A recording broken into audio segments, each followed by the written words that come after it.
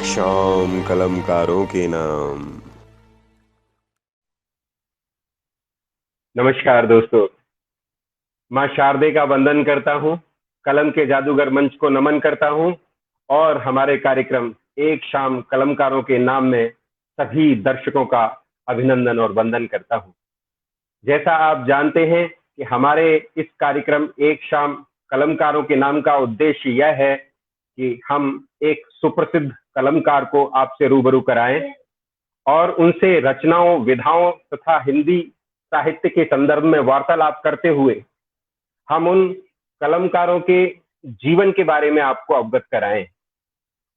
हमारे समूह कलम के जादूगर से जुड़े सदस्य जानते हैं कि हम आज के समय के रचनाकारों और नव कवियों को अपने कार्यक्रम में सम्मिलित होने का एक मौका देते हैं और ये कोशिश करते हैं कि नए रचनाकार हमारे मेहमानों को सुनते हुए हिंदी साहित्य में प्रयुक्त होने वाली विधाओं और शैलियों का अनुसरण करते हुए स्वयं को एक प्रतिष्ठित रचनाकार के रूप में स्थापित करें। आज हम जिन कलमकार को अपने प्रोग्राम में लेकर आए हैं वो एक इतने बड़े गीतकार हैं कि आज की समय में मैं ये मानता हूं कि उनसे ज्यादा सुंदर गीत मैंने किसी के सुने नहीं, किसी गीतकार के गीत सुने नहीं। जो आज के हमारे मेहमान हैं वो एक शिक्षक हैं, इटावा जिले से आते हैं और इटावा में एक शिव नारायण इंटर कॉलेज है, वहां वो पढ़ाते हैं, रसायन विज्ञान के शिक्षक हैं। वो एमएससी रसायन विज्ञान से हैं, उन्होंने पीएचडी किया हुआ है, बीएड, एमए हिंदी साहित्य से हैं और उन्हें प्रयागराज से साहित्य रत्न की उपाधि भी मिली हुई है। अगर उनके सम्मानों की बात करें तो उनको श्री के एल गर्ग सर्वश्रेष्ठ शिक्षक सम्मान 2014 में मिला है। माननीय मुख्यमंत्री अखिलेश यादव जी द्वारा उनको ये सम्मान प्रदान किया गया। प्रहलाद यदुवंशी अलंकरण सम्मान 2015 में मिला। ये भी उनको उत्तर प्रदेश शासन में उस समय के राज्यपाल श्री राम नाईक द्वारा दिया गया। उसके बाद उनको राष्ट्रीय शिक्षक पुरस्कार 2015 में मिला, जो महामहिम राष्ट्रपति श्री प्रणब मुखर्जी द्वारा दिया गया। उनको पंडित दुर्गा प्रसाद दुबे स्मृति सम्मान 2016 में मिला। उसके बाद उनको चौधरी चरण सिंह स्मृति साहित्य सम्मान 2017 में मिला। उत्तर प्रदेश शासन द्वारा शिवपाल सिंह जो लोक निर्माण मंत्री थे उस समय के, उनके द्वारा महाप्राण निराला सम्मान 2018 में। ऐसे अनेकों अनेक उनको सम्मान मिल चुके हैं और उसके साथ साथ वो कई देशों की यात्राएं कर चुके हैं, जिसमें रशिया, दुबई और कितने देशों की यात्राएं कर चुके हैं। उनके किताबों में उनके वेदना के फूल एक उनकी उनकी किताब आ चुकी है, जो जिसका संपादन श्री कृष्ण उद्घोष संस्थान द्वारा किया गया है। तो ऐसे उन रचनाकार, उन हमारे गीतकार के लिए मैं चार पंक्तियों में उनको उनको बुलाना, चार पंक्तियों से उनका स्वागत करूंगा और उनको उसके साथ ही बुलाऊंगा कि वो शिक्षक हैं इटावा से, वो शिक्षक हैं इटावा से, अलग अंदाज होते हैं। वो शिक्षक हैं इटावा से, अलग अंदाज होते हैं। गीत जब गुनगुनाते हैं, सुरीले साज होते हैं। बड़े भोले से दिखते हैं, जमी से है जुड़ा जीवन। बड़े भोले से दिखते हैं, जमी से है जुड़ा जीवन। बड़े भाई के जैसे हैं, वो राजीव राज होते हैं। बड़े भाई के जैसे हैं, वो राजीव राज होते हैं। तो हाँ दोस्तों, आज हम स्वागत करने वाले हैं देश के मशहूर गीतकार डॉक्टर राजीव राज जी का। तो हम स्वागत करते हैं दादा का। दादा स्टेज पर आए।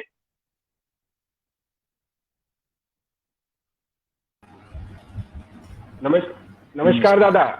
नमस्कार, आपका स्वागत है। जय हो भाई, कैसे हो? मैं बढ़िया हूँ दादा, आप कैसे हैं? मैं बिल्कुल बढ़िया हूँ और उत्साहित हूँ कलम के जादूगर के माध्यम से तमाम जी उन नवोदित रचनाकारों से मिलने और जुड़ने के लिए जिनके मन जी में जी जी कविता के प्रति आकर्षण है, कविता के प्रति लगाव है। मैं उन सभी लोगों को अपना प्रणाम पहुंचाता हूं, अपना आशीर्वाद पहुंचाता हूं। बहुत बहुत स्वागत है दादा। ये हमारा सौभाग्य है, ये हमारा परम सौभाग्य है कि हम इतनी छोटी सी एक एक क्या कहना चाहिए, छोटी सी संस्था या छोटा सा एक एक एक समूह है, और इस समूह में आप जैसा दिग्गज कलमकार, आप जैसा दिग्गज गीतकार जिसने जरा सी विनय करने पर ही हाँ बोल दी। नहीं तो मैंने देखा है लोग इतनी आसानी से निमंत्रण स्वीकार नहीं करते। बहुत बहुत मेरा मेरा मैं कैसे आपका शुक्रिया अदा करूं, कैसे आपका इस चीज के लिए थैंक्स बोलूं। बहुत बहुत धन्यवाद दादा आपका। शुक्रिया, धन्यवाद। अच्छा दादा, आपको मेरी वो 4 लाइन अच्छी लगी? बहुत शानदार। मैं तो ये देख रहा था कि इसमें बस राजीव राज ना होता, कुछ और कर दिया जाता तो मंच पर पढ़ा जा सकता था। अच्छा दादा, हम शुरुआत करते हैं। तो मैं वैसे आपके बारे में जानता हूं काफी कुछ, लेकिन फिर भी मैं दर्शकों के लिए पूछना चाहता हूं कि आप अपने बारे में थोड़ा सा बताएं, और फिर ये बताएं कि आपके साहित्यिक सफर की शुरुआत कैसे हुई, आपका कविताओं की तरफ रुझान कैसे हुआ। जैसे कि हम जानते हैं आप रसायन विज्ञान में आपकी रुचि है और आप उसके शिक्षक भी हैं। तो ये कविताओं की तरफ रुझान कैसे शुरू हुआ, और थोड़ा सा अपने बारे में बताने के साथ साथ ये बताएं कविताओं की तरफ रुझान कैसे हुआ।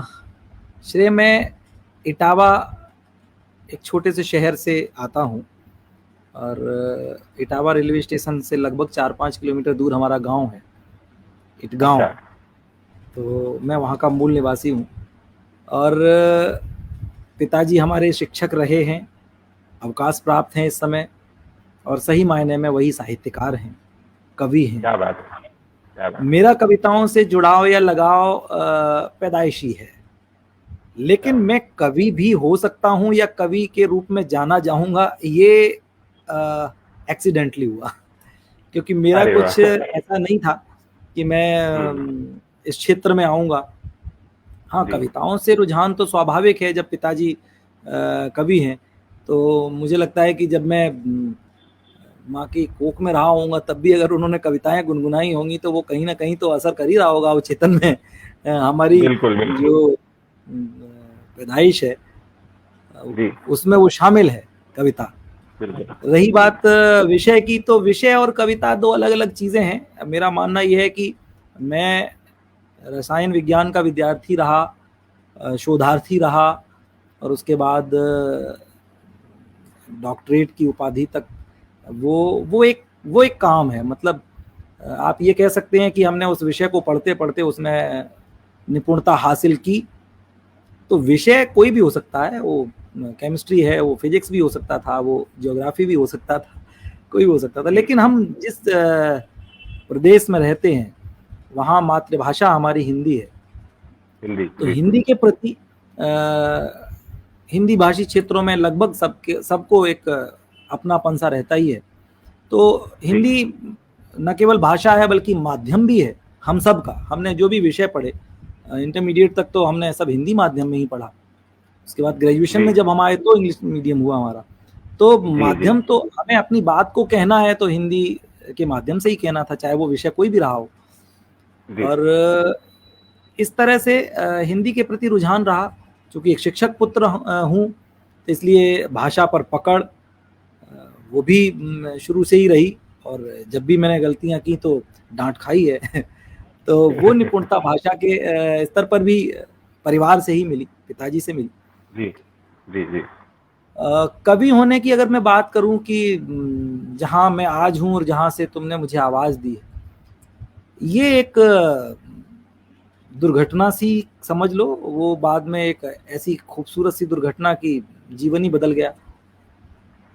हमारा एक छोटा सा कॉलेज, मतलब कॉलेज का स्कूल, हमारा अपना स्कूल भी है। मतलब मैं जहाँ जॉब करता हूँ वो अलग है, हमारा अपना एक स्कूल भी है। तो हमारे स्कूल का वो पहला एनुअल फंक्शन था, और पहले एनुअल फंक्शन में हमारे ही कॉलेज का है तो मैं माइक पर था। और कुछ कविताएं पढ़ रहा था। सरस्वती पूजन वाला दिन था वो, बसंत पंचमी। आमतौर पर कॉलेज के एनुअल फंक्शन उन दिनों होते हैं, वो एक अच्छी सी जी, तिथि जी, जी। होती है स्कूल कॉलेज के लिए। जी। तो मैं वहाँ पर कुछ कविताएं सुना रहा था और एक बारात जानी थी। तो बारात हमारे घर के पास, माने उस स्कूल के पास रेलवे क्रॉसिंग है, तो वो रेलवे क्रॉसिंग बंद थी। कोई कवितानुरागी वहां पर माइक से आवाज सुन के वो सुनने लगे भीड़ में आकर। और जब मैंने गीत कवि मुक्तक जो भी पढ़े, मुझे तो ठीक से उस समय याद भी नहीं है कि मैंने क्या सुनाया था। लिखने का शौक हो गया था, तो मुझे नहीं मालूम था कि मैं मतलब बतौर कभी भी जाना जा सकता हूँ या मंचों पर भी मैं पहुंच सकता हूँ। ऐसा कुछ सोचा नहीं था, बस यूं ही डायरी खराब करते रहते थे। तो वही सब अपने स्कूल में सुना रहे थे। तो उन्होंने कार्यक्रम के बाद मुझसे आकर कहा कि आप बहुत अच्छा लिखते हैं और अगर मैं आपको कहीं कवि सम्मेलन में बुलाऊंगा तो आप आएंगे। तो मैंने कहा नेकी और पूछ पूछ कमाल है। मैंने कहा मैं कभी गया नहीं इस तरह से बड़े मंच पर। तो उन्होंने कहा नहीं, मैं वो नगर पालिका में ही कुछ पदाधिकारी थे और उन्होंने कहा कि नहीं मैं आपको बुलाऊंगा। ठीक है, बात गई रात गई बात गई वाली बात हुई। दिनों बाद मेरे पास एक पत्र आया, क्योंकि उन्होंने वो पता पूछ लिया था। एक पत्र आया और उसमें लिखा था कि इस तरह से आपको एक हमारे यहाँ कवि सम्मेलन होना है और ये इस मानदेय पर मैं आपको चाहता हूँ, उसकी स्वीकृति आपको देनी है। तो श्रेय समझ लो, मुझे पहला कवि सम्मेलन जो इस तरह से मिला वो भिंड की नगर पालिका का अखिल भारतीय कवि सम्मेलन था। और उसकी सूची सुनोगे तो तुम हैरान रह जाओगे। जैसे नहीं, मतलब माँ वाणी ने स्वयं मुझे चुना हो कि नहीं तुम्हें तो कविता के लिए आना है और इतने बड़े मंच से डेब्यू होना है तुम्हारा। तो डॉक्टर हरिओम पंवार जी वहां थे उस समय। डॉक्टर कुमार विश्वास जी का भी वो ओहदा नहीं था, मतलब वो भी थे लेकिन उतना बड़ा है। लेकिन हरिओम पंवार जी उस समय मतलब ये कहो कि शिखर पुरुष थे। बिल्कुल शिखर पे थे। तो हरिओम पंवार जी उसमें थे, डॉक्टर विष्णु सक्सेना जी थे, सरिता शर्मा जी थी, तेजनारायण शर्मा जी थे, डॉक्टर प्रवीण शुक्ल जी थे, विनीत भैया थे, विनीत चौहान जी थे, मतलब अंजुम रहबर जी थी। अब सोचो मैं जिन लोगों के नाम ले रहा हूँ, इन लोगों के विषय में ये कल्पना कर लेना कि मैं कभी इनके साथ भी खड़ा हो पाऊंगा। भाई मैंने इतनी भीड़ में इन लोगों को कविता पढ़ते हुए सुना। मतलब हमारे इटावा में नुमाइश में बड़ी भीड़ वाला कवि सम्मेलन होता है, जहां से अगर थोड़ा सा विलंबित हो जाओ तो माइक पर ये तो समझ में आता है कि कवि पढ़ रहा है या कवित्री, लेकिन उसको पहचानना संभव नहीं होता था। आवाज से पहचान लेते थे। इतनी दूरी से हमने इन लोगों को सुना। मैं उनके साथ बैठ के कविता भी पढ़ सकता हूँ, मैंने कभी सोचा नहीं था। ये थी पिताजी का आशीर्वाद था, उनके अच्छे कर्म थे कि वो घटना घटी। और उसके बाद फिर मुझे लगा ये तो अच्छा है यार, बड़ा तारीफ हुई हमारी। जी, वो वही है, आगे लिखने की हिम्मत देता है। बिल्कुल। हाँ, तो दादा अभी आपसे अनुरोध है कि आपको जो भी जो अपनी रचना अच्छी लगती हो वो एक कोई हमें गीत सुनाए या रचना सुनाए, जो भी आप हमारे श्रोता सुनना चाहेंगे। आपका कोई भी गीत आप चाहें। उसके बाद में वो वाला गीत तो सुनूंगा ही आपसे, जैसे मैंने कहा झीनी रे वाला। पहले आप कोई अपनी एक पसंदीदा रचना सुना दें। मैं एक गीत सुनाता हूँ, कुछ एक तक पढ़ के फिर मैं गीत तक पहुंचता हूँ। जी बिल्कुल स्वागत है।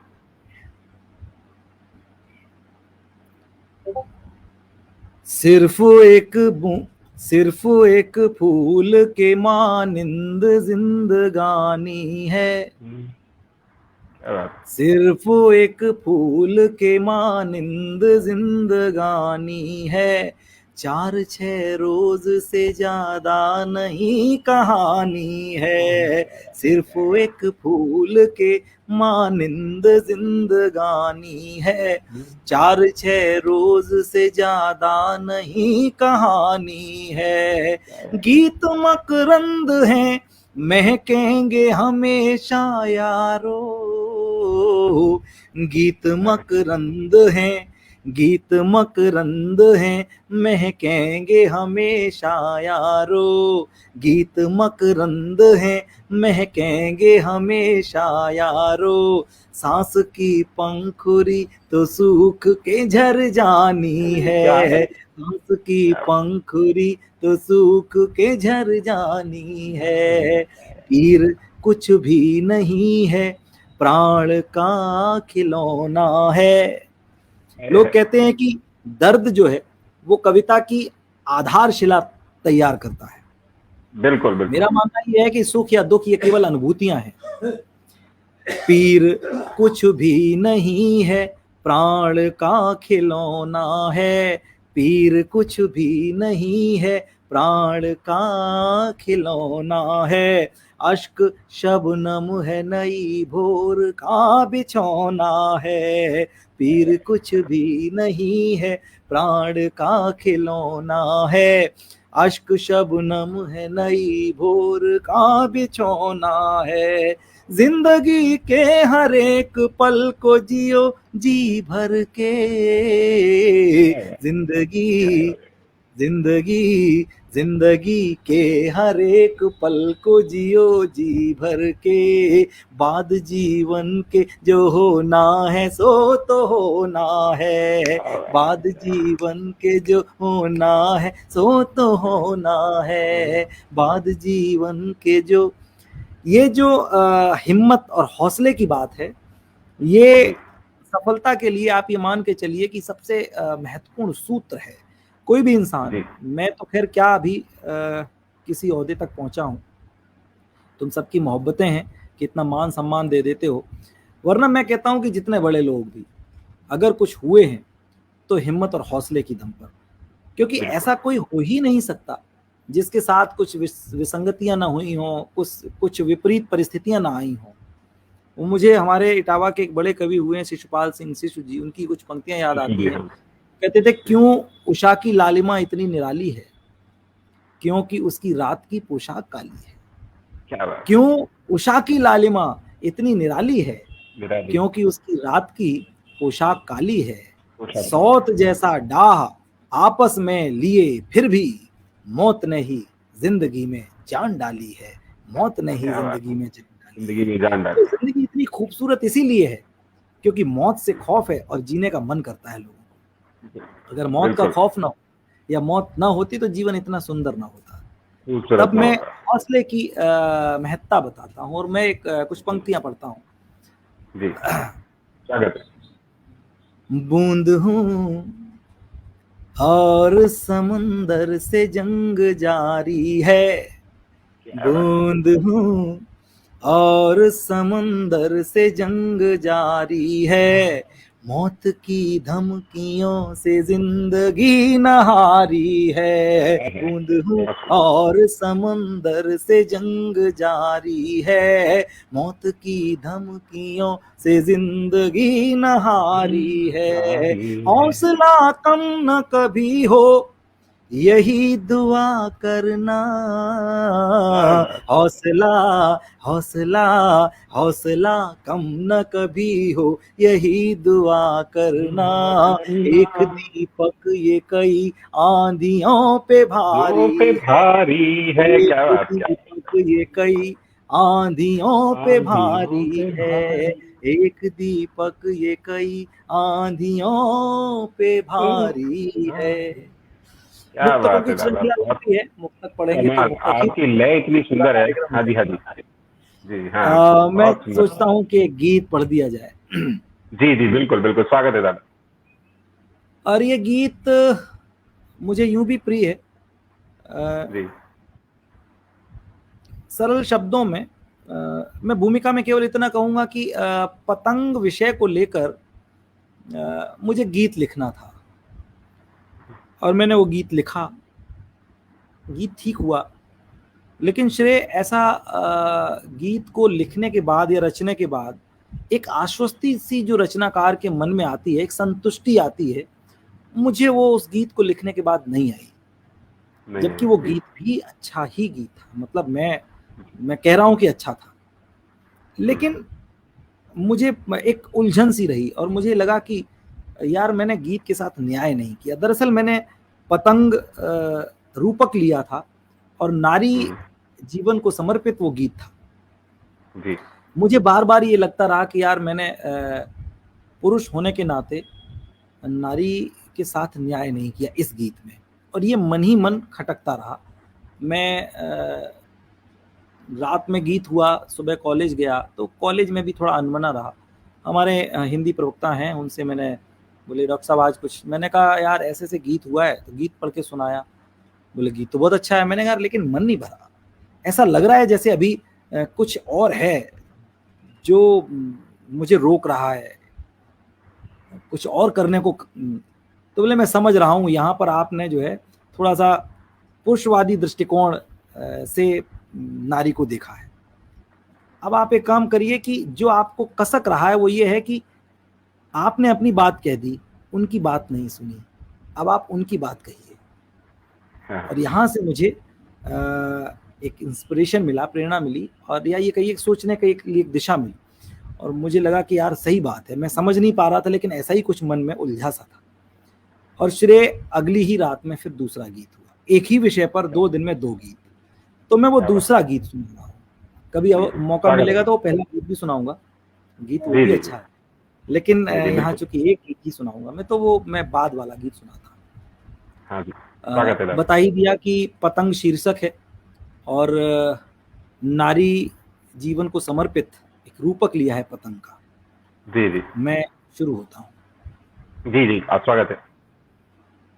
उड़ती हैं चहुं ओर पतंगें, लगती हैं चितचोर पतंगें, उड़ती हैं उड़ती हैं उड़ती हैं चहुं ओर पतंगें, लगती हैं चितचोर पतंगें, सबको खुश करने की खातिर नाचें बन के मोर पतंगें, नाचें बन के मोर पतंगें, नाचें बन के मोर पतंगें, उड़े गगन में मगर पतंगों सा है कौन अभागा, उड़े गगन में मगर पतंगों सा है कौन अभागा, उतनी ही परवाज मिली जितना चरखे में धागा, उड़ती हैं चहुं पतंगे, लगती हैं चितचोर पतंगे, सबको खुश करने की खातिर नाचे बन के मोर पतंगे, नाचे बन के मोर पतंगे, नाचे बन के मोर पतंगे। और देखना पूरे गीत में पतंग जो शीर्षक लिया है उसका निर्वाह हुआ है, कहीं भी मैं दाएं बाएं नहीं हुआ हूं, हर जगह पतंग के विषय में ही कुछ ना कुछ, और उसके माध्यम से ही नारी के जीवन को की पीड़ा को कहने की कोशिश की है।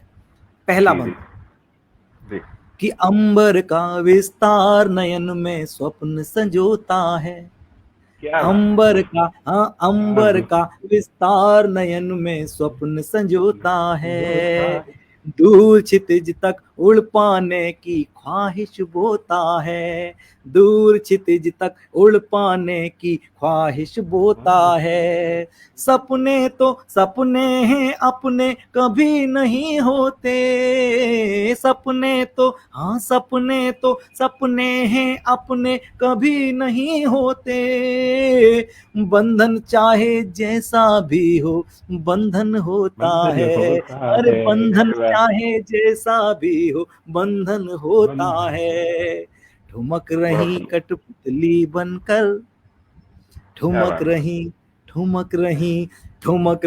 कठपुतली बनकर, घूम रही हैं तकली बनकर, ठुमक रही कठपुतली बनकर, घूम रही हैं तकली बनकर, किस्मत की थापों पर बेबस बजती आई ढपली बनकर, बजती आई ढपली बनकर, बजती आई ढपली बनकर, जगी युगों की सुबह लेकिन इनका भाग न जागा, क्या बात, जगी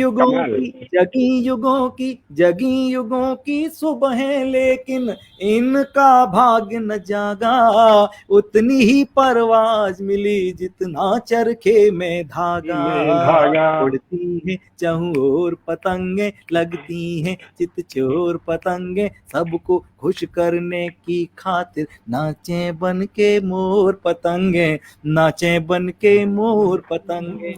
अगला बंद सौंपता हूँ जी जी कि पहले पहल पिता के हाथों में जी भर खेली।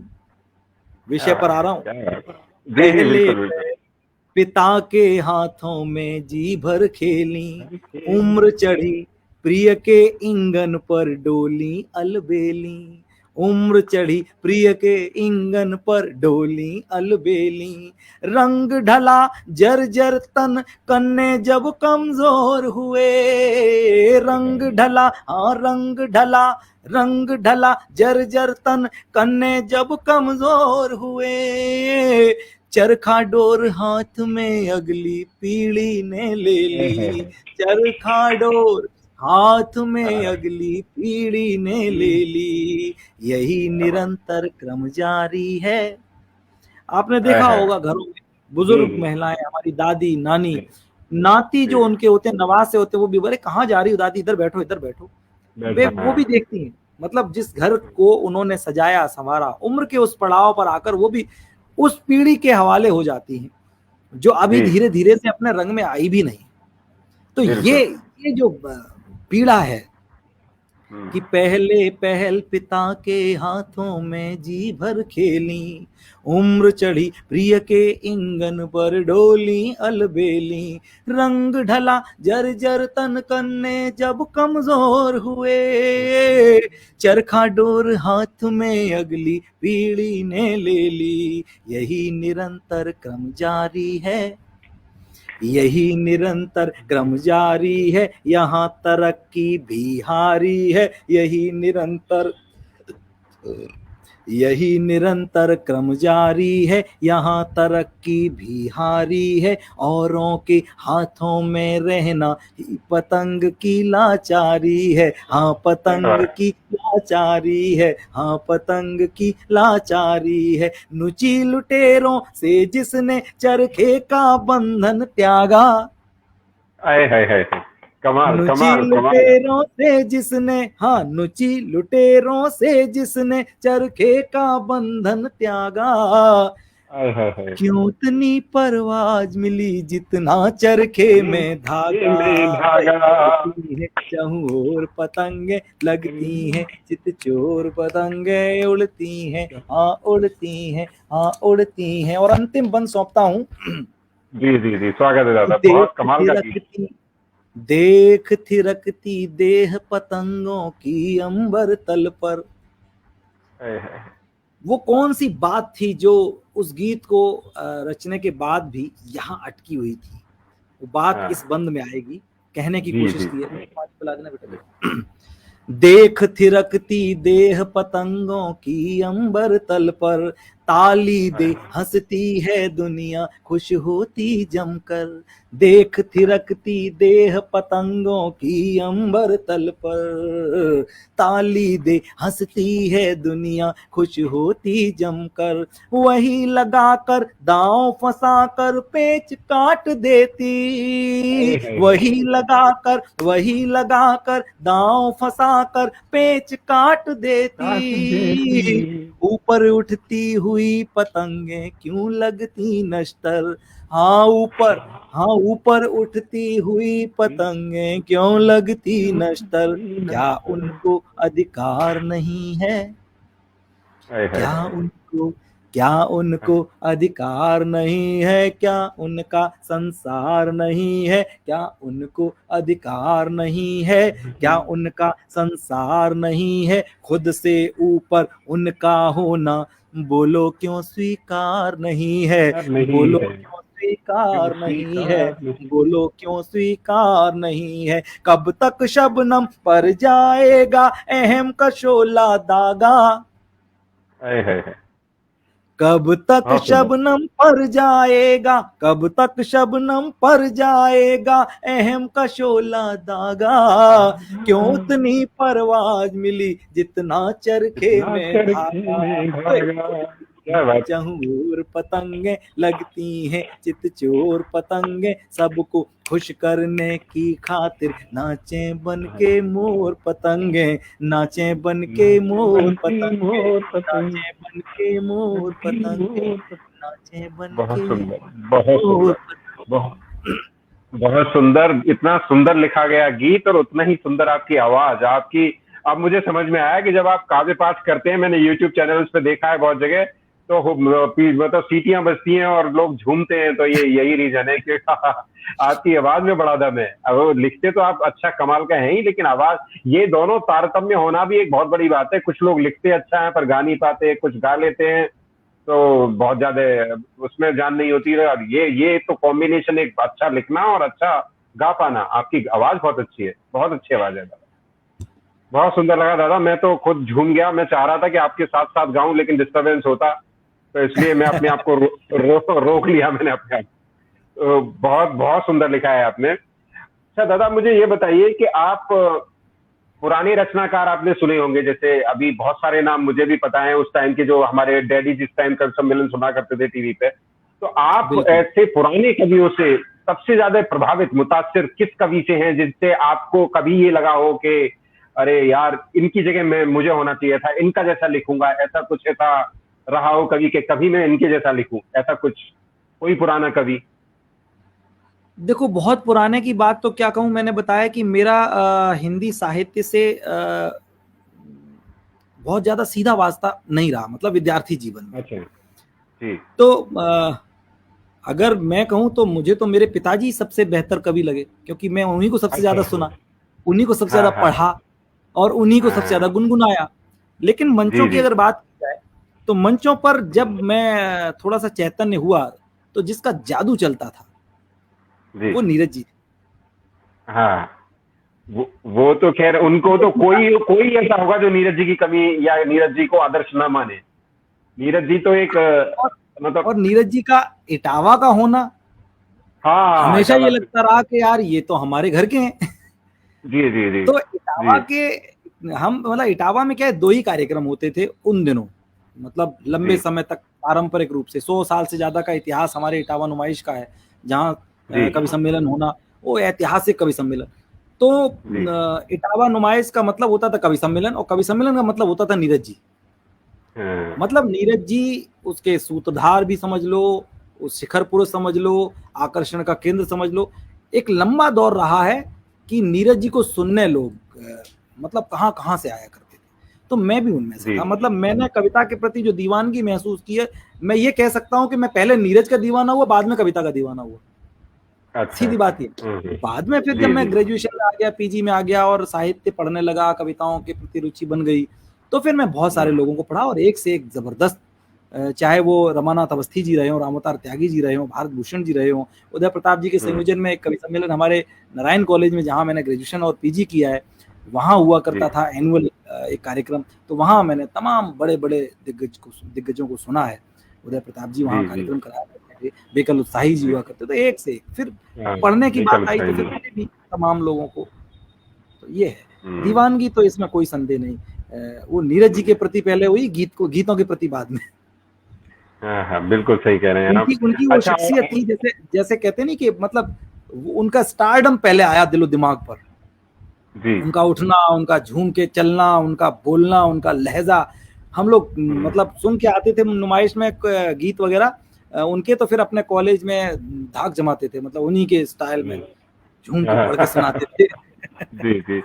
अ, एक और बात कही जाती है दादा, जैसे आप गीत लिखते हैं, गीतकार के लिए कही जाती है कि गीतकार दिल से कहीं टूटा होता है, उसने चोट खाई होती है, प्यार में चोट खाई होती है। क्या ये कहाँ तक सच्चाई है? आप भी गीतकार है, आप भी गीत ही लिखते हैं और श्रृंगार भी लिखते हैं, तो ये कुछ कहाँ तक सच्चाई मानते हैं आप इसको, कि देखो, दुखी मन से ही आदमी गीत लिखता है? उम्र के इस पड़ाव पर मैं एक सफल गृहस्थ होने के बाद, 2 बेटों का बाप होने के बाद, ये सच्चाई तो बताने से रहा।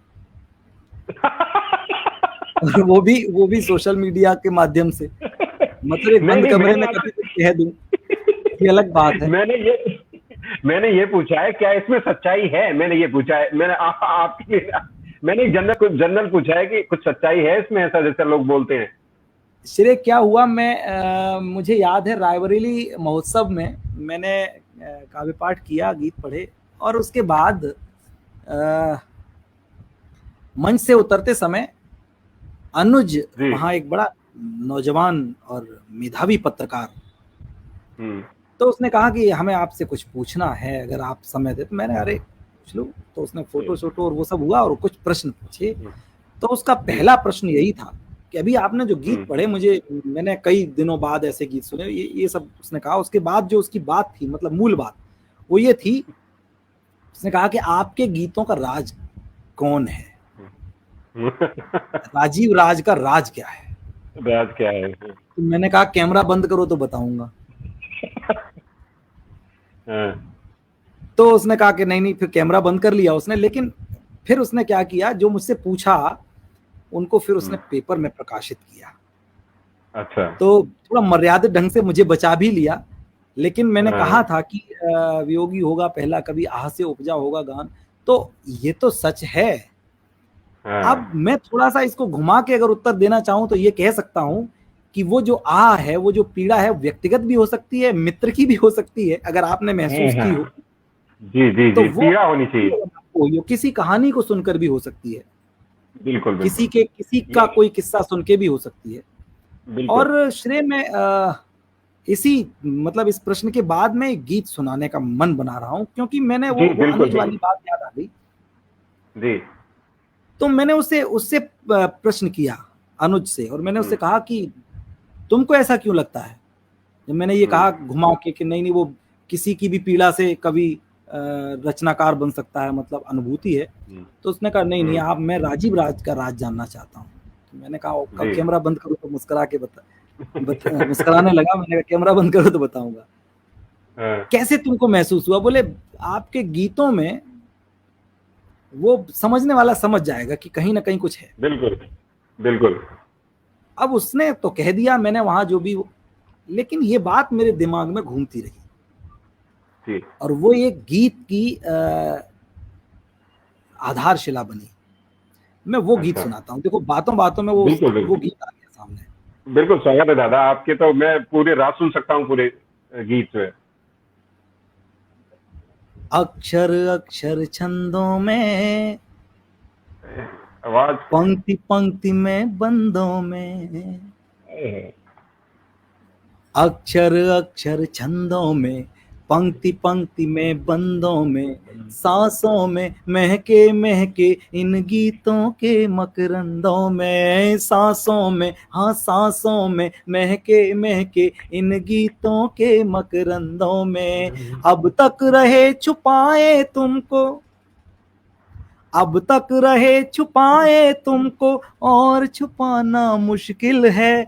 अब तक रहे छुपाए तुमको, और छुपाना मुश्किल है। गंध उड़ी तो फिर उपवन का ठौर छुपाना मुश्किल है। अक्षर अक्षर अक्षर, हाँ अक्षर अक्षर अक्षर, अरे अक्षर अक्षर छंदों में, पंक्ति पंक्ति में बंदों में, सांसों में महके महके इन गीतों के मकरंदों में। अब तक रहे छुपाए तुमको, और छुपाना मुश्किल है। गंध उड़ी तो फिर उपवन का ठौर छुपाना मुश्किल है। अक्षर अक्षर अक्षर। अब मेरा कोई कसूर नहीं है, मैंने बहुत कोशिश की तुम्हें छुपाने की, और कहाँ कहाँ छुपाए रखा वो मैं बताता हूँ। बजी तुम्हारी सांसों की सरगम तो लय में छुपा लिया। क्या बात। इतना अच्छा कैसे गाते हो, तो आप समझ जाओ कि बजी तुम्हारी सांसों की सरगम तो लय में छुपा लिया। प्रिय धड़कनों की यति गति को नाद निलय में छुपा लिया। प्रिय धड़कनों की यति गति को नाद निलय में छुपा लिया। कोई मन चला झोंका आंचल सरकाए ज्यों कलिका का। कोई मन चला, कोई मन चला, कोई मन चला झोंका आंचल चंचल सरकाए ज्यों कलिका का, ऐसा रूप तुम्हारा उपमाओं की तह में छुपा लिया। अरे ऐसा रूप तुम्हारा उपमाओं की तह में छुपा लिया। नैनों को तूड़ीरों में, उपमाएं देखो, नैनों को, नैनों को, अरे नैनों को तूड़ीरों में, चितवन पहने तीरों में, नैनों को तूड़ीरों में, चितवन पहने तीरों में, पायल की रुंझुन रुंझुन को ताशे और मंजीरों में। अरे पायल की रुंझुन रुंझुन को ताशे और मंजीरों में, अब तक रहे छुपाए लेकिन और छुपाना मुश्किल है। मुश्किल है। जब उन्हें ये महसूस होने लगा आपके गीतों का राज क्या, इसका मतलब है कि अब कुछ खुल रहा है, कि अब तक रहे छुपाए तुमको और छुपाना मुश्किल है, बिन फागुन यौवन पर आया बौर छुपाना मुश्किल है। अक्षर अक्षर, हाँ अक्षर अक्षर अक्षर। अगला बंद देखें कि मोर पंख सा पूजा की पुस्तक की तह में रखा तुम्हें, वो पुराने मोर पंख सा, मोर पंख सा, मोर पंख सा पूजा की पुस्तक की तह में रखा तुम्हें, पत्थर दिल दुनिया वालों से छुपा हृदय में रखा, पत्थर दिल दुनिया वालों से छुपा हृदय में रखा तुम्हें, झलक तुम्हारी कभी पलक पर छलकी तो हमने हंसकर, झलक तुम्हारी कभी पलक पर छलकी तो हमने हंसकर, सबको भरमाया गीतों में लिखा विरह में रखा तुम्हें, हाँ सबको भरमाया गीतों में लिखा विरह में रखा तुम्हें, घंटों तक तन्हाई में चंदा और जुन्हाई में, घंटों तक तन्हाई में चंदा और जुन्हाई में, तुम्हें निहारा किए हमेशा अपनी जिस परछाई में, हाँ तुम्हें निहारा किए हमें हम, तुम्हें निहारा किए जिसे हम, तुम्हें निहारा किए हमेशा अपनी जिस परछाई में, अब तक रहे छुपाए लेकिन और छुपाना मुश्किल है, अब तक रहे छुपाए लेकिन और छुपाना मुश्किल है, नहीं गुजर कर भी गुजरा जो दौर छुपाना मुश्किल है। अक्षर अक्षर अक्षर, हरे अक्षर अक्षर। और गीत का आखिरी बंद सौंपता हूँ जी जी जी, कि भेद अभेद्य रहा अब तक ये गीत कहाँ से झरते हैं। क्या बहुत आखिर तो कोई प्रेरणा है कि भेद अभेद्य रहा अब तक ये गीत कहाँ से झरते हैं। भोजन के बाद की स्थिति है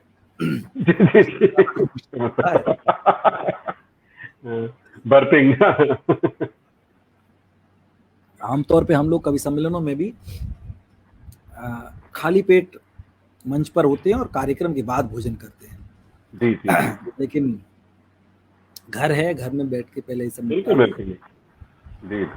तो सुनाता हूँ कि भेद अभेद्य रहा अब तक ये गीत कहाँ से झरते हैं, भेद अभेद्य रहा अब तक ये गीत कहाँ से झरते हैं, प्राण जलाया करते दीपक तब जग का तम हरते हैं, प्राण जलाया करते दीपक तब जग का तम हरते हैं, सच तो ये है भरी भीड़ में भी एकाकी रहकर हम, सच तो ये है, सच तो ये है, सच तो ये है भरी भीड़ में भी एकाकी रहकर हम, मन ही मन बस तुमसे अपने मन की बातें करते हैं, मन ही मन बस तुमसे अपने मन की बातें करते हैं, मौन प्रणय की पाती में पीर घूंट कर छाती में, मौन प्रणय की पाती में पीर घूंट कर छाती में, गीत पुंज ज्योतित जिसमें, हाँ उसी दिए की बाती में, गीत पुंज जिसमें ज्योतित है उसी दिए की बाती में, अब तक रहे छुपाए तुमको और छुपाना मुश्किल है, मुश्किल अब है। तक रहे छुपाए लेकिन और छुपाना मुश्किल है, गीतों का बांधा जिसने सिर, मोर छुपाना मुश्किल है, अक्षर क्या बात अक्षर है, अक्षर, बहुत हे, सुंदर, अक्षर बहुत सुंदर, अक्षर अक्षर, अरे अक्षर अक्षर अक्षर अक्षर अक्षर। बहुत सुंदर, कमाल का लेखन, तो ये कमाल का मैंने आज लेखन। तुमको अपना राज खोल दिया। जी जी जी, समझ आ गया। और क्या बताऊं मैं, आपकी आवाज का मैं सच में कायल हूँ। आप कितना सुंदर गाते हैं, ये मैं मतलब झूम जाए आदमी, बिल्कुल साथ गाने को मन करे, वो धुन है आपकी, बहुत सुंदर गाते हैं आप। अच्छा दादा, आप अगले प्रश्न की तरफ बढ़ते हैं। मैं आपसे ये समझना चाहूंगा कि बहुत से अभी जो नए पीढ़ी के जो नए रचनाकार आ रहे हैं, जो जिनकी एज करीब आप ये समझ लें कि 18 से लेके 25-26 साल 28 साल तक के हैं, तो उनकी सोच ऐसी है, क्योंकि मेरा पाला रोज पड़ता है उनसे, वो ये सोचते हैं कि कविता लिखना कोई बड़ी बात नहीं है, क्योंकि कविता मन के भाव होते हैं और उनको हमने कागज पे लिख दिया, जो अपने भावों को वो कविता हो गई। तो हम उनको ये समझाना चाहते हैं कि भाई कविता वो तो ठीक है, वो कविता का मतलब ये नहीं होता कि आपने मुक्त छंद में कुछ भी लिखते चले गए, उसमें थोड़ी गेयता होनी चाहिए, या थोड़ा तो कोई आप विधा भी शामिल करें उसमें। तो मैं आपसे कई बार आर्गुमेंट हो जाता है उन लोगों से, तो मैं आपसे उन्हीं के लिए ये समझना चाहता हूं, जिससे कि वो सुन रहे होंगे, सब सुनेंगे आपकी बात, कि कविता लिखने के भावों को लिखने के साथ साथ कविता में छंद और विधा, छंदबद्ध लिखते हुए विधाएं कितनी जरूरी है? क्या विधाओं में कविता का लिखना जरूरी होता है, या सिर्फ भावों को प्रकट कर देना कविता होता है? श्रेय, यहाँ मैं थोड़ा सा ये बताना चाहूंगा कि जी, हम अगर अपने मन के सीधे सीधे भाव आपसे कह दें, मतलब अगर मुझे अपने मन की बात कहनी है, तो उसमें तुमको रुचि क्यों आएगी? मेरे मन के भाव हैं, मेरी व्यक्तिगत कोई कथा है, व्यथा है, वो तुमको आनंदित कैसे कर सकती है? जी, तो ये बात, जो तुम्हारा प्रश्न था, उसके मूल में ये बात निहित है। कविता तब तक कविता नहीं हो सकती जब तक श्रोता की अपनी खुद की न लगे। हाँ, वहां तक जुड़े ना। हाँ, अब खुद की कैसे लगेगी? आपने कुछ इस तरह की मूवीज देखी होंगी जिसमें होता कुछ है और दिखता कुछ है, मतलब आप अंदाज लगाना नहीं, क्या आगे क्या होगा, आगे क्या होगा, जो आप सोच रहे हैं वैसा ही होता रहता है, तो फिर मूवी में कुछ खास नहीं। आप जो सोच रहे थे उससे जब अलग सा कुछ होता है तो आप बिल्कुल रोमांचित हो जाते हैं। जी। कविता में वो बात आती है शब्द शक्ति से। शब्द शक्ति 3 तरह की होती है, अभिधा, लक्षणा और व्यंजना। जी। तो आजकल की जो यूथ कविता के नाम पर अपने मन के भावों को कहने के लिए जिस तरह की कोशिश कर रही है, उसे आप सीधे सीधे यूं समझ लीजिए कि वो अभिधा में अपनी बात कहना चाहते हैं, जहां कोई प्रतीक नहीं है, कोई रूपक नहीं है, कोई छंद नहीं है। हालांकि छंदबद्ध और छंद मुक्त कविता के पीछे तो लंबा विमर्श है, बहुत सारे लोगों का ये तर्क है, और अब इस उम्र पर मुझे भी लगने लगा है कि छंद मुक्त भी बहुत अच्छी कविता कही जा सकती है। जी, क्योंकि ऐसे ऐसे लोगों को मैंने पढ़ लिया। मेरा अपना ज्ञान जब कम था तो मैं प्रबल विरोधी था छंद मुक्त कविता का।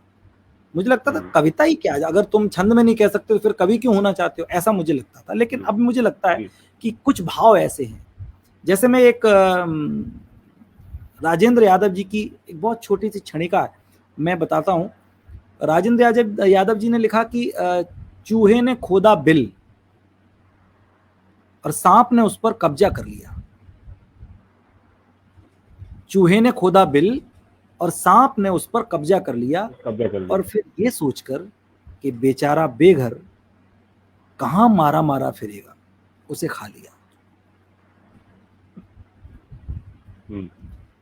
अब आप सोचो कि इस बात को जो ऐसे ठक से लगी और जो कहना चाहते थे छंद में कैसे कह सकते थे, ये छंद मुक्त है। तो अब इस तरह से बहुत सारा कुछ ऐसा पढ़ा मैंने भी, तो मैं ये मानने लगा हूं कि नहीं, कुछ बातें ऐसी हैं जो छंद में नहीं कही जा सकती। तो कविता, तो छंद मुक्त कविता भी बड़ी सामर्थ्य रखती है।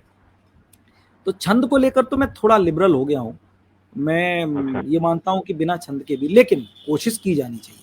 लेकिन शब्द शक्ति के बारे में मैं अब भी यही कहूंगा, ना तो चूहे की बात है ना सांप की बात है। सामाजिक जो स्थितियां हैं उन पर इससे गहरा और करारा व्यंग नहीं हो सकता, बिल्कुल जो भी हो रहा है इस समय। अब देखिए, खास तौर से मैं जब बात कर रहा हूं, आज के दौर में लोग पूंजीवाद को किताबों में पढ़ते आए होंगे, और मुझे लगता है कि शोषक और शोषित को इतनी अच्छी तरह से इन 4 पंक्तियों में जो राजेंद्र यादव जी ने कह दिया, इतनी अच्छी तरह से कहने के लिए कम से कम 1-2 पेज तो चाहिए। आप सोचो, तो किसी की तरफ इशारा है और किसी की तरफ देखकर कह दिया। तो शब्द शक्ति जो है उसकी बड़ी महती भूमिका है कविता में। जी। तो रस निष्पत्ति तभी हो सकती है जब हम कम से कम कुछ इशारों में कहें, और फिर वो जो इशारा समझ में आता है तो जो अद्भुत और अनोखा आनंद आता है, वही तो रस है, वही तो कविता को सुनने वाले का आनंद है। तो सीधे सीधे कहने वालों से मेरा ये विशेष कहना है कि कविता में कविता जैसा कुछ कहो। कविता में अपनी बात क्यों कह रहे हो कि वो मुझसे मिलने नहीं आई तो मैं उससे, मेरा दिल टूट गया, ब्रेकअप हो गया, अब इसको वो अपने तरीके से कहने लगे कि मैं गया और तुमको ये दिया और वो तुमने नहीं लिया, और ये वो ऐसे थोड़ी होता है। तो लेकिन कोई नहीं, सब कुछ आता है, अध्ययन से आता है, धीरे धीरे आ जाएगा, कोशिश की जाएगी। लेकिन ये है कि कविता के क्षेत्र में रहना है तो आपको कविता के जो तत्व हैं उनको नकार के तो आप कविता नहीं कर सकते। आपको शब्द शक्ति सीखनी पड़ेगी, आपको छंद विधान सीखना पड़ेगा, आपको लय ताल सीखनी ही पड़ेगी, आपको अलंकार सीखने पड़ेंगे। जी।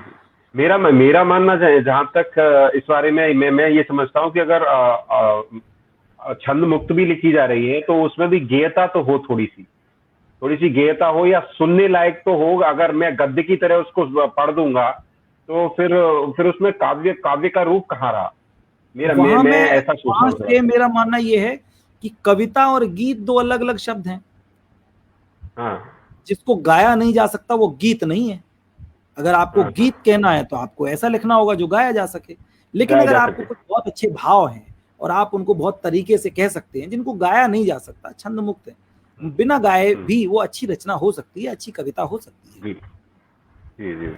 लेकिन गीत शब्द का प्रयोग फिर उसके लिए नहीं करोगे। आप कहोगे मेरा बहुत अच्छा गीत है, वो छंद मुक्त गीत है, अब मैं इसको गा नहीं सकता। गा नहीं सकते तो फिर गीत क्यों है? गीत की तो परिभाषा ही गायन से है। जिसको गाया ही नहीं जा सकता वो गीत क्या? बिल्कुल सही कहने लगा। अच्छा, अब मैं आपकी वो रचना, अगर आप थके ना हो तो थोड़ी सी वो मैं चाहूंगा कि वो वाली रचना भीनी भीनी रे, वो वाली सुनने का मन है।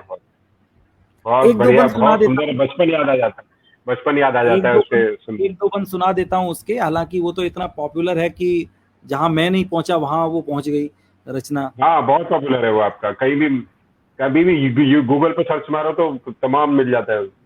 पर आपके, जब आप हैं यहाँ पे हमारे साथ, तो आपके मुंह से सुनेंगे तो और अच्छा लगेगा। आपके लाइव सुनेंगे। मैं उसके कुछ एक बंद सुना देता हूँ। जी। उमरिया एक सड़क वीरान, कहाँ है मंजिल किसको ज्ञान। उमरिया एक सड़क वीरान, कहाँ है मंजिल किसको ज्ञान। न जाने कितना चल आए, मुड़े पीछे तो घबराए। कहाँ कब छूट गए अपने छल रहे मायावी सपने, कहाँ कब छूट गए अपने। छल रहे मायावी सपने, बुझे मन को थके तन को, थके तन को बुझे मन को, छुअन पछुआ सी धीनी रे।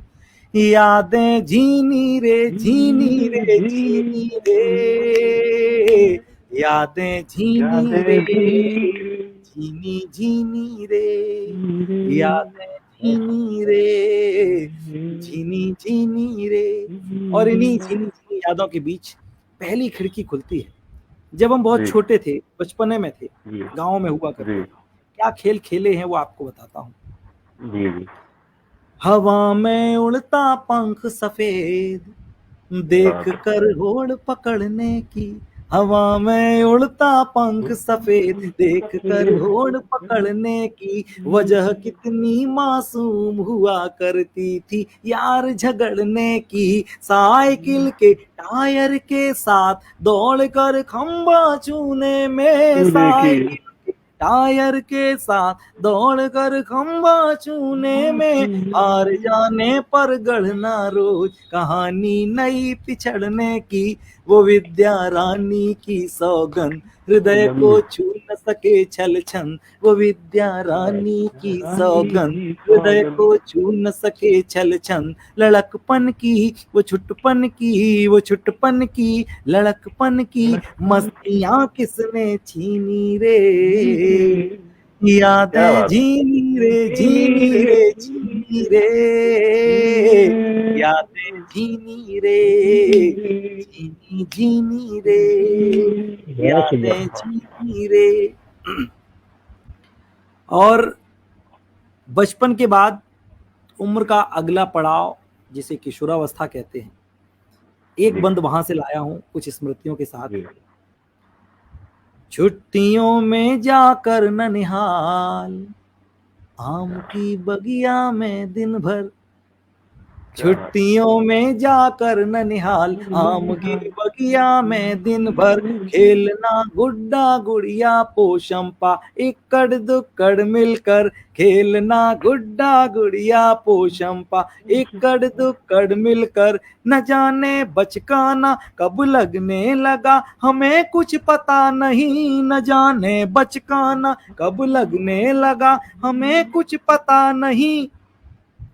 अचानक उपजा था संकोच स्वयं के लड़का होने पर। एक लड़की थी टोली में, घुली मिश्री बोली में। एक लड़की थी टोली में, घुली मिश्री थी बोली में। मखमली रूप गुनगुनी धूप, गुनगुनी धूप मखमली रूप, मखमली रूप गुनगुनी धूप। हंसी ज्यों झरती चीनी रे, यादें झीनी रे झीनी रे झीनी रे, यादें झीनी रे झीनी झीनी रे।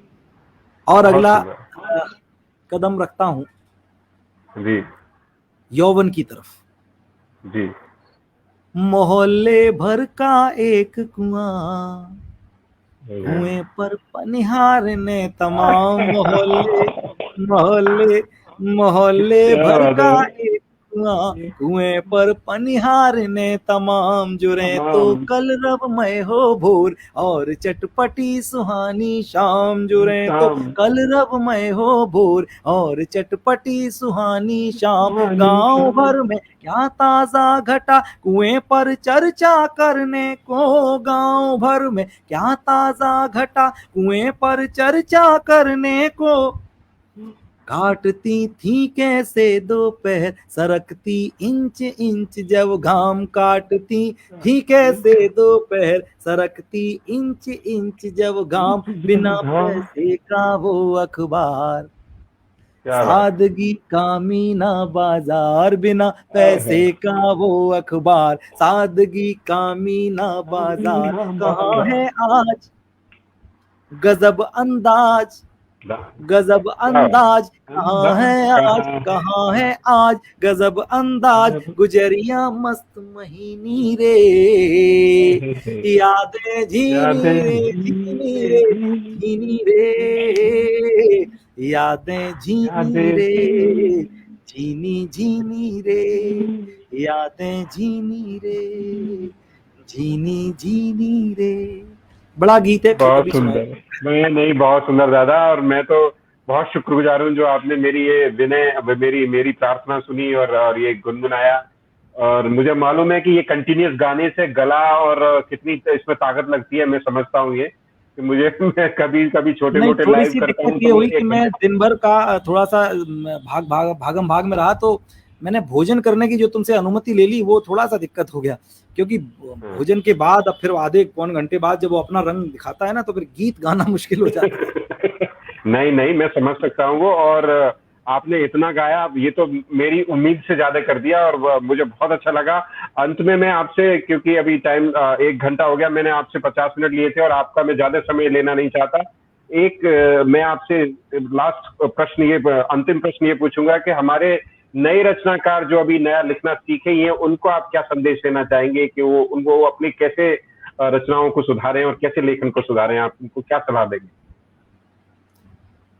श्रेय भाई, मैं एक चीज की बहुत कमी महसूस करता हूं अपने हिंदी में लिखने वालों को। मतलब ये मान लीजिए कि कविता के प्रति जो आकर्षित हैं, या ये कविता वाला जो अपना कुनबा है, वहां पर मैंने एक चीज शिद्दत से कमी महसूस की, एक चीज की, वो ये कि उर्दू अदब में उस्ताद परंपरा है, हमारे यहाँ परंपरा के तौर पर नहीं है। ये अलग बात है कि कुछ लोग बड़ों के संपर्क में चले जाते हैं तो उनका लाभ मिलता है, उनका सानिध्य मिलता है उन्हें, लेकिन गुरु परंपरा अपने यहाँ नहीं है। तो मैं अपने छोटे भाइयों बहनों को ये कहना चाहूंगा कि गुरु परंपरा का निर्वाह करें, वो जो उनको उपलब्ध हो सकता है। वो हिंदी का कोई प्रोफेसर हो सकता है, वो कोई बड़ा कवि हो सकता है, वो कोई आपके मोहल्ले का, आपके रिश्तेदारी में कोई हो सकता है, लेकिन जिसको ज्ञान हो छंद विधान का, जिसने अध्ययन किया हो, ऐसे किसी गुणी व्यक्ति के सानिध्य में थोड़ा वक्त बिताएं। जी। और दूसरा ये तो पहला मशवरा, दूसरा ये कि अध्ययन करें। जी। कम से कम अगर वो गीत लिखना चाहते हैं तो कम से कम 20-25 गीतकारों के 10-10, 20-20, 30-30 गीत पढ़ें, और न केवल पढ़ें, उन्हें गुनगुनाएं। जी। और न केवल गुनगुनाएं, उनके अर्थ समझें, उनमें डूबें। इतना करेंगे तो मुझे लगता है कि उनके मन में जो भावों का एक बहाव है ना, एक झरना सा जो फूटना चाहता है, उसको एक सही सांचा मिल जाएगा। और फिर वो जो गीत आएगा वो कमाल आएगा। जी। बहुत सही बात बोली आपने, और बहुत अच्छा लगा दादा आपसे मिलके, आपसे बात करके, और आपको रूबरू समझ के, आपको जान के, आपकी रचनाएं सुन के बहुत बहुत आनंद आया। और मैं फिर कलम के जादूगर टीम की तरफ से आपका लाखों लाख धन्यवाद देता हूं। और इस कार्यक्रम के बाद या कल सुबह मैं आपसे बात करूंगा, फोन करूंगा, तब बातचीत करेंगे। और अब काफी टाइम हो रहा है और मैंने आपका बहुत समय ले लिया। मैं आपको बहुत लाख शुक्रिया अदा करता हूँ। और जादूगर की जो टीम है उसके हर मेंबर को मेरा ढेर सारा आशीर्वाद, और एक अच्छा काम कर रहे हैं आप लोग। कलम के हर जादूगर को मेरा नमन। और मैं यही चाहता हूं कि वाकई जैसा नाम है, इस पटल से कुछ कलम के ऐसे जादूगर निकलें जो आने वाले समय में हिंदी कविता को समृद्ध करें।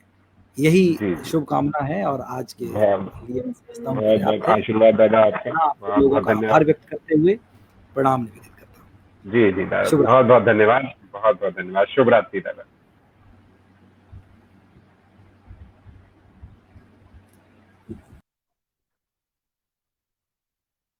तो ये थे हमारे दादा डॉक्टर राजीव राज जी, जो आज हमारे साथ एक शाम कलमकारों के नाम प्रोग्राम में उन्होंने शिरकत की। अगले सप्ताह हम एक नए कलमकार के साथ फिर से रूबरू होंगे। तब तक के लिए शुभ रात्रि, नमस्कार, शब्बा खैर। Thank you so much.